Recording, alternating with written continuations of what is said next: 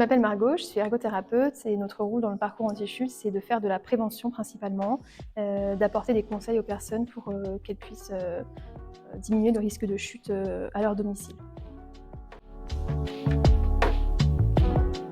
Les principaux dangers qu'on rencontre, ça va être tout ce qui est espace encombré, les zones sombres, comme des couloirs ou des espaces assez restreints.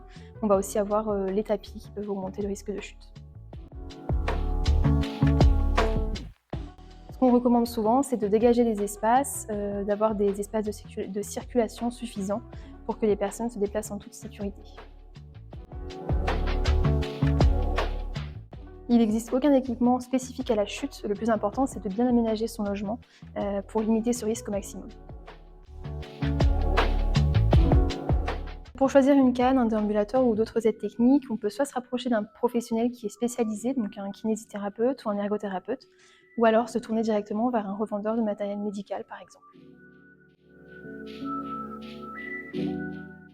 Une adaptation du logement, on va venir adapter directement le bâti. Donc ça peut être changer par exemple une baignoire en douche, alors qu'une aide technique, on va venir plutôt l'ajouter. Ça va plutôt être du petit matériel qui va permettre d'aménager le logement.